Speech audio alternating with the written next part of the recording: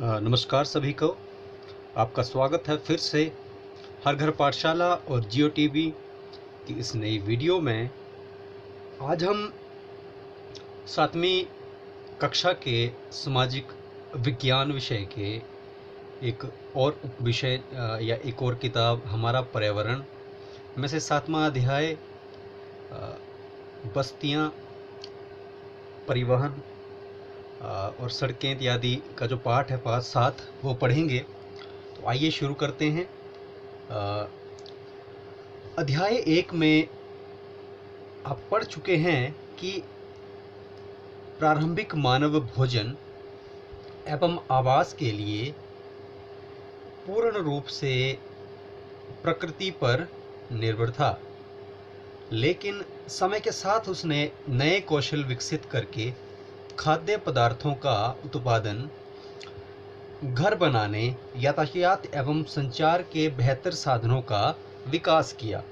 इस प्रकार उसने अपने आवास के वातावरण को अपने अनुकूल बनाया। तो हम ये पहले से पढ़ चुके हैं कि जो आरंभ के मानव थे वो रोटी, कपड़ा और मकान के लिए पूरी रूप से प्रकृति पर आश्रित थे, या उनको वो सब चीज़ें प्रकृति से मिलती थी। भोजन वो कंदमूल खा के और जानवरों का मांस इत्यादि खा के निर्भर करता था। वस्त्र वो वस्त्र यानी कपड़े वो पक्षियों, पशुओं, जानवरों या पेड़ पौधों की छाल से पहनता था, और आवास के लिए भी वो लकड़ियों और छाल से बने आवरणों या गुफा इत्यादि पर निर्भर था। तो लेकिन जैसे ही विकास हुआ, हमने नए कौशल विकसित किए, नई स्किल्स हमने सीखी, और उसके साथ हमने खाद्य पदार्थों का उत्पादन यानी कि खाए जाने वाली चीज़ों का उत्पादन हमने करना शुरू कर दिया। घर बनाया, संचार और यातायात के बड़े सारे साधनों का विकास किया। इस प्रकार उसने अपने आवास के वातावरण को अपने अनुकूल बनाया, यानी कि जहाँ वो रहता था उसके अनुसार ही हमारा उसका वातावरण था। तो इससे पहले कुछ प्रश्न जरूरी हैं। तो क्या आप जानते हैं वे स्थान जहाँ भवन अथवा बस्तियाँ होती हैं उसे वसाव स्थान कहते हैं, रहने का स्थान। भवन और बस्तियाँ जहाँ पे होती हैं उसे वसाव स्थान कहते हैं। आदर्श वसाव स्थान के लिए चयन के लिए प्राकृतिक दर्शाएं, यानी कि जहाँ पर रहने योग्य वातावरण हो, उसके लिए अनुकूल जलवायु, ना ज़्यादा गर्म हो ना ज़्यादा ठंडी हो, जल की उपलब्धता, पानी होना चाहिए। इसके अलावा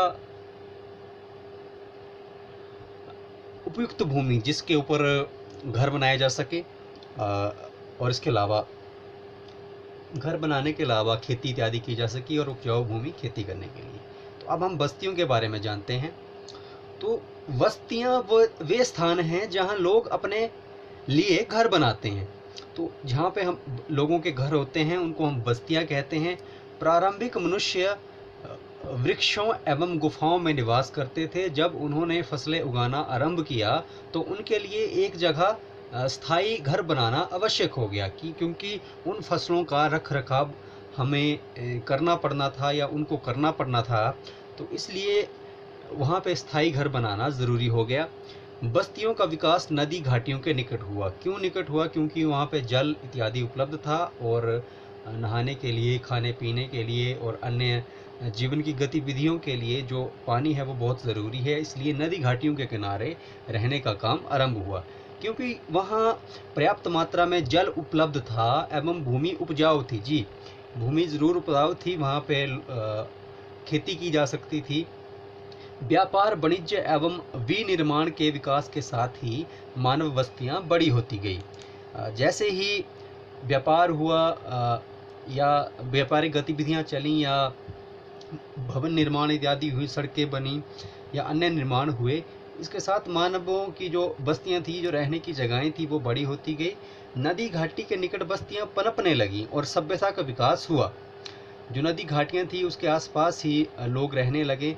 क्या आपको सिंधु टिग्रिस नील एवं हवांग हो नदियों के किनारे विकसित हुई सभ्यताओं के नाम याद हैं? इससे पहले हमने पढ़ा था सिंधु, टिग्रिस, नील और हवांग हो, ये सब वे नदियां हैं। सिंधु भारत और पाकिस्तान में, टिग्रिस नील नदी अफ्रीका में, हवांग हो चीन में।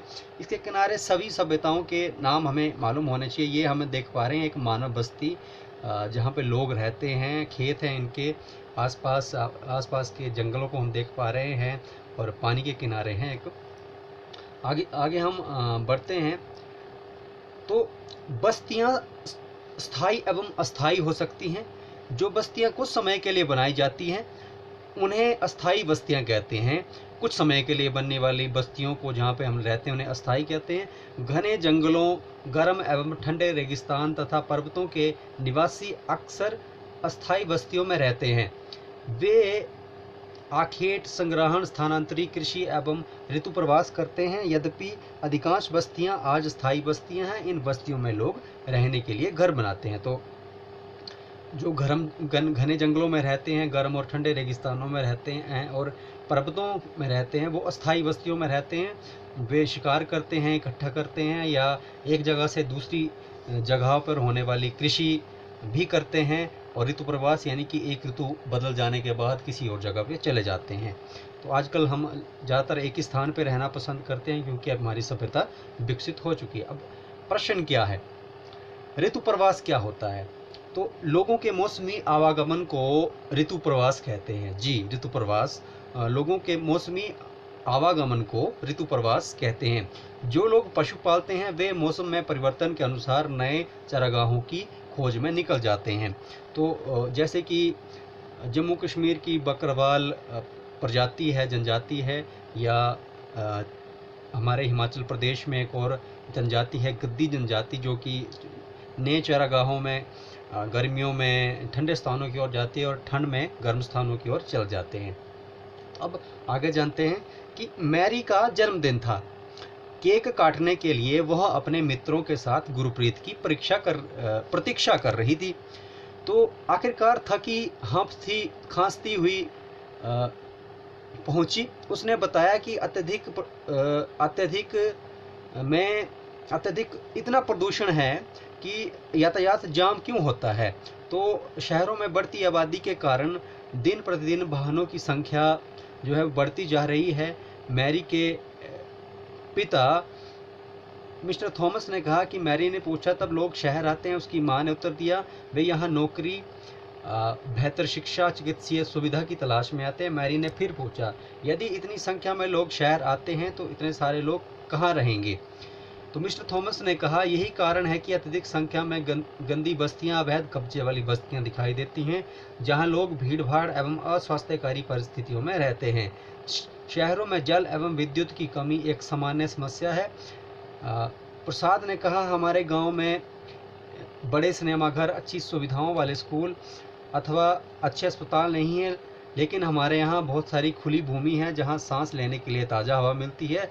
जब मेरे दादाजी बीमार थे तो हम उनको शहर के अस्पताल ले आए थे या उनको लाना पड़ता था। ऊपर दिए गए संवाद से बस्तियों के दो विभिन्न चित्रण हमारे सामने आते हैं, ग्रामीण एवं शहरी बस्तियाँ।